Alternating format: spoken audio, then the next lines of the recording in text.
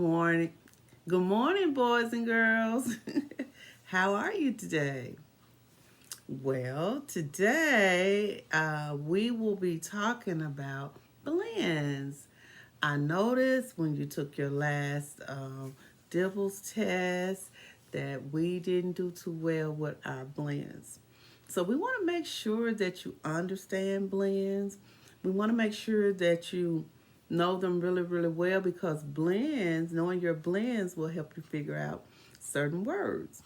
And you know that you have to have words or know words to be able to read or to be able to become a better reader. So that's what we're going to work with this morning.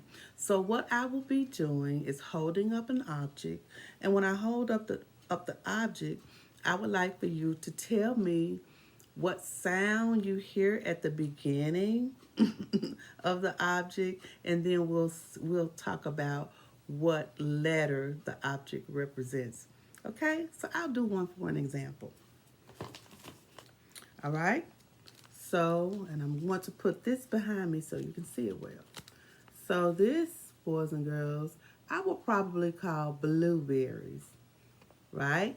Blueberries. So when I say blueberries, the sound that I hear at the beginning is blue. And my tongue is at the top of my roof, so it's going blue. Do you know what two letters say blueberries? You're right, BL.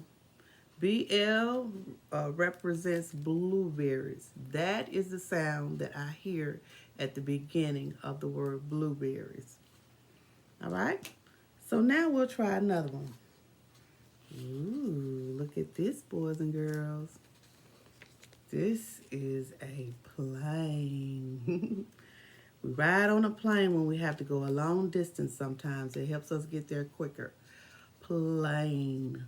Boys and girls, when I say the word plane, I hear a blue, blue.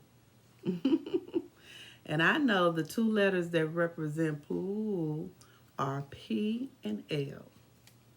All right? But I do hear the blue at the beginning. What else do I have in my box of goodies? Let's see. Ooh, let's look at this, boys and girls. Oops. Ooh, that is a frog. Frog. And when I say the word frog, I hear a at the beginning. Okay? And I know the two letters that represent are F and R. And this is a frog. Would you like to touch it? Yes, that's a frog, boys and girls. All right? Let's see what else I have. Ooh, look at this, boys and girls. This is a crayon. All right? And we use crayons to help us draw color. All right? So when I say crayon, I hear a crrr, crrr at the beginning. Crrr. You know the two letters that represents the crrr? If you said CR, you guessed it right. See, I think it's on the back of here. Yeah. Can you see it? That is a crayon. Yes, a crayon is represented by the letters CR because we know that blends are two or more letters that make one sound. Let's see what we got here. Ooh, look at this. This is a train. A train is another form of transportation that helps us get there quicker. So, when I say train, what sound do I hear at the beginning? Train. You guessed it.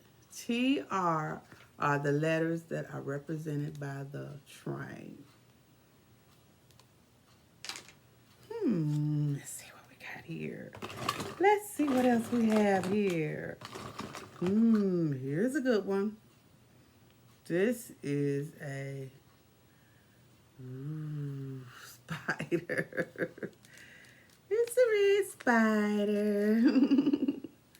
Okay, so when I say spider, spider, spider, what do you think the two letters are, or the blend that represents spider?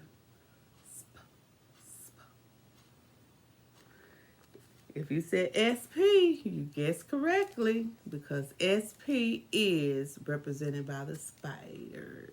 Touch it. All right. Let's see what we have left. Oh, here's a good one. One of my favorites, actually.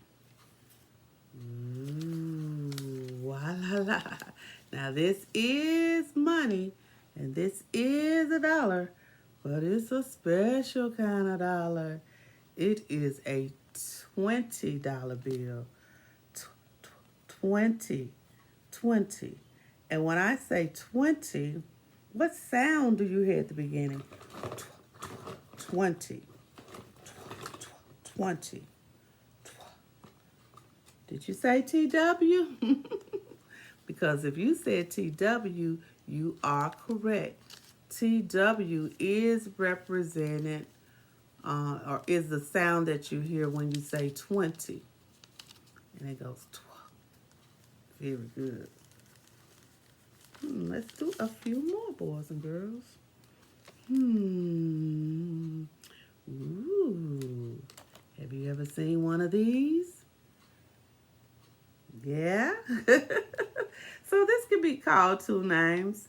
Some people may call it a pan, and some people may put an adjective in front of it and call it a frying pan. But today, we're going to call it a skillet. That's what my mom used to call it, a skillet. And a skillet is a special kind of pan that's kind of flat where you can fry things in, okay? But when I say the word skillet, what do you hear at the beginning? Now, skillet is kind of special because I know you hear the S, but some people sometimes hear SC, some people hear SK. And sometimes you just have to play around with it to figure out which one is which letters you'd have to use. But in this case, this skillet would be represented by SK. All right? It's a skillet. I'm going to show you something else. You ever seen one of these? Actually, a skillet goes where, first of all, let me tell you what it is. This is a spatula, and it's a special kitchen tool. And you use a spatula most of the time when you use a skillet. But when I say the word spatula, what do I hear at the beginning? Spatula. It was almost like this. So spatula is represented by SP as well. So I will show you that you would use a spatula in your skillet, okay? Especially if you're making pancakes or eggs and you want to flip the pancakes over, you would use a spatula. All right? Good, boys and girls. All right, we have a few more. Now I want to show you something. Ooh, it's one of my favorites. Okay, so I think you can see. Well, we probably can see it better without with that behind it. Now, boys and girls, this is a dress, and a dress is a clothing that women wear that comes to their knees and up to their chest part, and it shows their leg part. So this is called a dress, and when I say dress, I hear DR. I hear dr, and it's represented by the letters DR. Now I'm going to show you something that looks like a dress. This is called a skirt. And when I say skirt, it's represented by I hear the sk. And you might want to try SC or SK, but it'll be SK. All right?